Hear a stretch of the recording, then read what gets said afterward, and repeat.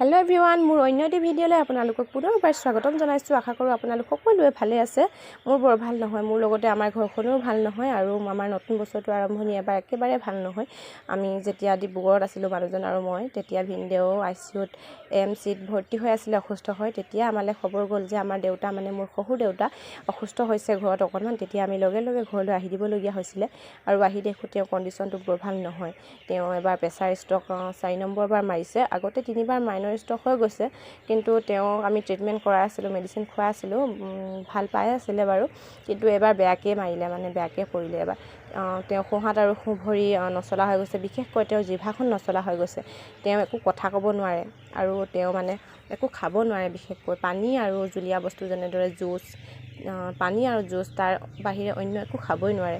আৰু আমি তেনেকৈয়ে ৰাখিছোঁ আৰু এতিয়া আমি বাহিৰলৈ অকণমান লৈ আহিছিলোঁ। মানুহজনে চাফা কৰি আছে, মই তেল সানি মেলি অকণমান কাপোৰ কানি পিন্ধাই ৰ'দত বহুৱাই থৈছোঁ। আৰু তেওঁনো কিমাননো শুই থাকিব ভিতৰতে।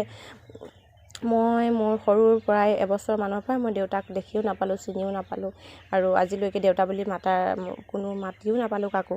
কিন্তু মোৰ মানুহজনৰ জৰিয়তে মই শহুৰ দেউতাক মই দেউতা বুলি মতাৰ সৌভাগ্যকণ পাইছিলোঁ। কিন্তু ভগৱানে কিমান দিনলৈকে দিয়ে নাজানো। মানুহৰ লিখনিত ভগৱানে যি কপালত লিখি পঠাইছে সেইখিনিতো লিখাখিনি ভোগ কৰিবই লাগিব মানুহে। আৰু মানুহৰ যেনেকুৱা মৃত্যু হওক তেনেকৈয়ে হ'ব, সেইখিনি কোনেও মুচিব নোৱাৰে। আৰু কাৰো জীৱনত যে এনেকুৱা নহ'ব কথা নাই। সকলোৰে জীৱনত কেনেকুৱা কি আছে, মৃত্যু কেনেকুৱা ধৰণৰ কি ভোগ কৰিবলগীয়া আছে কোনেও নাজানে। আৰু আমি যে দেউতাখিনি শুশ্ৰূষা কৰিব পাৰিছোঁ, আমাৰ কাৰণে এইখিনি সৌভাগ্য বুলিয়েই ভাবোঁ। কাৰণ এটা সন্তানক পিতৃ মাতৃয়ে কিমান কষ্টৰে ডাঙৰ দীঘল কৰে। তেওঁলোকৰ জীৱনত আমাৰ ধাৰ বহুত, আমি সেইখিনি ধাৰ তেওঁলোকক কেতিয়াও ঘূৰাব নোৱাৰোঁ। কিন্তু তেওঁলোকক এনেকুৱা অসুখীয়া অৱস্থাত বা বৃদ্ধ অৱস্থাত অকণমান হ'লেও এনেদৰে শুশ্ৰূষা কৰিলে মানে আমিও যেন সন্তান হোৱাৰ সুখী অনুভৱ কৰিব পাৰিম। অকণমান আমাৰ সেইখিনি অকণমান আমাৰ কাৰণে আশীৰ্বাদ হৈ ৰ'ব। আৰু তেওঁলোকৰো অনুভৱ হ'ব যে আমি সন্তান তুলিলোঁ, সফল হ'লোঁ, অকণমান হ'লেও সুখী হ'ব পাৰিব। সেই গতিকে সকলোৱে কৰিব লাগে। আৰু মই যিখিনি অনুভৱ কৰিছোঁ সেইখিনি মোৰ মনৰ অনুভৱখিনি কৈছোঁ। আৰু কিছুমানে ক'ৰবাত বৃদ্ধ অৱস্থাত বা অসুখীয়া অৱস্থাত ক'ৰবাত থৈ আহেগৈ, বন্ধ কোঠাত ভৰাই থয়। তেনেকুৱা কেতিয়াও কৰিব নাপায়। তেওঁলোকে কিমান শাস্তিত থাকে, কিমান কষ্ট পাই থাকে। আৰু আমি এতিয়া যিখিনি তেওঁক কৰিবলৈ কষ্ট পাইছোঁ, ঠিক তেনেদৰে আমাকো তেনেদৰেই কষ্ট কৰি কেনে তেওঁলোকে আমাক ডাঙৰ দীঘল কৰিছিলে। আমাৰ দেউতা এতিয়া দেখিছোঁ, গম পাইছোঁ, বিচনাতে পেচাব কৰি পায়। আমাক ৰাতি পৰে জগোৱাই থাকে। তেওঁ কথা ক'ব নোৱাৰিলেও তেওঁ হাতেৰে শব্দ কৰি আমাক উঠাই থাকে। আমি তেতিয়া উঠি আহিব লাগে, যিমান পাৰোঁ চেষ্টা কৰিছোঁ।